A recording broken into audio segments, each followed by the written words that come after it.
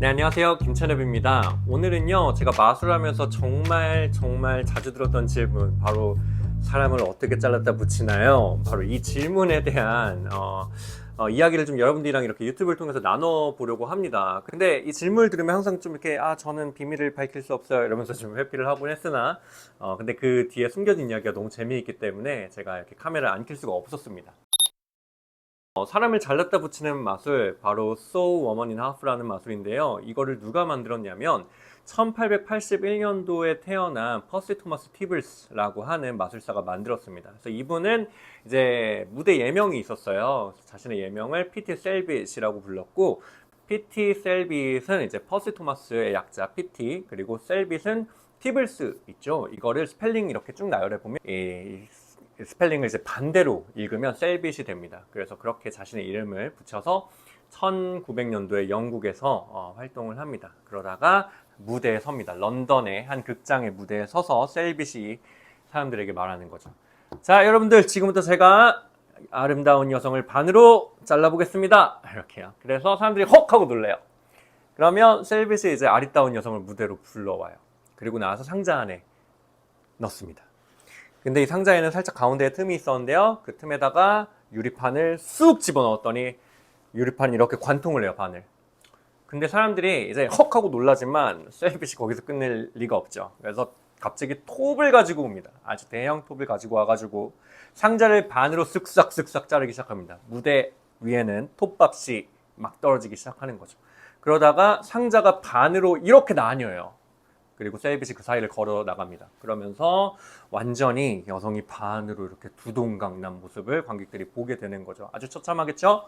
그런데 다시 상자를 붙인 다음에 상자를 열어냈더니 그 안에 우리의 아름다운 미녀 조수가 너무나 온전한 모습으로 사람들 앞에서 짜잔 하고 이렇게 손을 흔들면서 등장하게 됩니다. 자, 그런데 이 마술이 왜 도대체 이렇게 100년이 넘은 지금까지도 우리에게 이렇게 회자가 되는지, 그리고 마술하면 바로 톡하고 이렇게 떠오르는 클리셰가 되었는지 우리가 한번 생각해 볼 필요가 있는데, 당시에 셀빗이 활동하던 1920년도에는요, 이미 1차 세계대전이 지나간 후였어요. 전쟁이 이제 끝난 지가 얼마 안 돼서, 사람들이 어떻게 보면은 뭐 죽음, 시체, 뭐 잔혹함, 뭐 이런 폭력 이런 것들에 있어가지고 많이 무뎌진 상태였어요.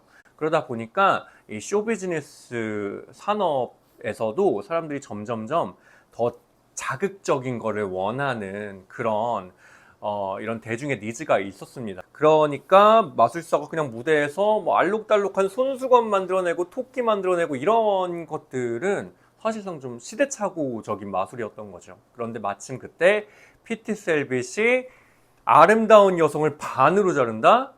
대중의 입맛에 아주 그냥 완벽한 그런 마술이었다고 좀 볼 수 있을 것 같습니다. 또 당시 이제 1920년도에는 여성 참정권 운동이 활발하던 시기예요. 그래서 뭐 여성의 투표권을 주장을 하고 뭐 권리를 주장하고 이렇게 되면서 이 정치적인 성향이 양극을 달리던 때입니다. 그래서 여성에게 참정권을 주어야 한다, 아니면 아니다, 줄 필요 없다, 이렇게 되면서 막 대립이 있던 시기였고, 사실 또 그런 얘기도 있어요. PT 셀빗이 여성을 잘랐다가 붙이는 마술은 사실 여성 참정권을 반대하는 마술이다라고 또 이렇게 얘기하기도 합니다. 또 그러한 어떤 시대적인 것들이 많이 맞았기 때문에 이제 또 대중들이 막 열광을 했겠죠. 그래서 엄청 이 마술이 처음에 발표가 됐을 때 굉장히 인기가 아주 선풍적이었습니다. 그리고 또 여성들의 복장이요, 점점 과감해지기 시작해요. 그전에는 좀 이렇게 풍이 있는 그런 드레스를 입었다가 이제 점점 몸매를 과감하게 드러내는 그런 복장들로 변하게 되면서 여성 조수가 상자에 들어가는 게 딱 알맞았던 거죠. 그래서 정말 시대적으로 잘 맞아 떨어졌다라고 우리가 얘기할 수 있을 것 같네요. 이 PT 셀빗이 또 그리고 굉장한 쇼맨이에요. 이 사람이 진짜 재밌는 게 뭐냐면 막 선풍적인 인기를 끌었잖아요. 근데 당시에 크리스타벨 팬커스트라는 여성 참정권 운동가가 있었어요. 거의 약간 리더급에 해당하시는 분이었는데, 이분을 자신의 조수로 섭외하려고 정말 높은 급여 수준의 이제 주급을 제시하면서 무대에 와가지고 한번 잘려달라 이렇게 섭외를 한 적도 있다고 합니다. 근데 크리스타벨이 이제 거절을 하게 되는 거죠. 그래서 만약에 실제로 섭외되었다면 굉장히 얼마나 사회적으로 이슈가 됐겠어요. 그래서 굉장한 쇼맨이 아닌가라는 생각이 좀 잠깐 들었습니다. 자, 그래서 이 영국에서 성공을 거둔 셀빗은 미국으로 건너가게 됩니다. 근데 미국에는 누가 있었냐면 호레이스 고딘이라는 마술사가 있었어요. 이분이 거기서 또 사람을 자르는 마술을 하고 있었어요. 여성을 잘라다 붙이는 마술을 하고 있었던 거예요. 근데 호레이스 고딘 같은 경우에는 또 약간 방식이 달랐어요. 여성을 상자 안에 넣는 건 똑같은데 상자 밖에 여성의 머리와 다리가 노출이 이렇게 되는 거죠. 그래서 몸만 상자 안에 들어가 있는 상태였던 거예요. 근데 물론 이제 역사적인 문헌에 따르면은 피티 셀빗이 창시자가 맞다고 하는데 피티 셀빗이 이제 그 마술의 인기를 막 끌고 나면서 많은 카피들이 등장을 했고 호레이스 고딘 또한 이제 자신이 원작자라고 주장했지만 역사학자들은 피티 셀빗의 이제 손을 들어주는 걸 보면은 아마도 피티 셀빗이 먼저인 것 같습니다. 근데 아무튼 이제 둘이 막 싸워요. 누가 먼저네 이러면서 내가 원작자야, 내가 진짜 먼저야 이러면서 싸우다가 피티 셀빗이 져요. 네. 그리고 다시 돌아갑니다. 그리고 이제 호레이스 고딘 같은 경우는 사실 굉장히 성공을 하거든요. 쇼 비즈니스 안에서. 왜 그러냐 하면 이분의 성공 전략은 소송이에요, 소송. 너 고소해요. 그래서 막 뭐 하다가 누군가 저기서 뭐 사람 잘리는 소리가 들리네? 그럼 바로 고소. 이렇게 가는 거죠. 그래서 막 소송을 합니다. 그 소송장에서 또 막 다 이겨요. 그런데 한 번은 이 사람이 이제 한 영화사랑 엮이게 되는데 그 영화사에서 마술의 비밀을 이제 폭로하는 제 생각엔 프로그램을 다뤘나 봐요. 그런데 여기서 이제 이 호레이스 고딘이 자기가 원작자라는 것을 법정에서 밝히지 못해가지고 소송에서 집니다. 근데 아무튼 뭐 그런 얘기도 있어요. 이 호레이스 고딘이 소송을 계속한 이유는 사실 어떻게 보면 쇼 마케팅을 위해서 좀 이렇게 노이즈 마케팅이라고 그러죠. 그래서 그런 것들을 위해서 한 거다라는 얘기가 있고 재밌는 이야기가 하나가 있는데 이분이 이제 특허를 내요. 사람 잘났다 붙이는 마술 있죠? 요 마술을 특허를 냅니다. 그러니까 어떻게 보면 최초로 특허를 낸 마술사예요. 근데 특허를 내면 무슨 일이 생기냐? 비밀을 밝혀야 되는 거예요. 그렇죠? 원리를 설명을 해줘야 돼요. 그리고 그 원리를 누구나 열람할 수 있어요. 특허 기간 동안. 그래서 이제 다른 마술사들은 못하게 됐지만 무슨 일이 벌어지냐면 그 담배 회사 중에 카멜 담배라는 게 있거든요.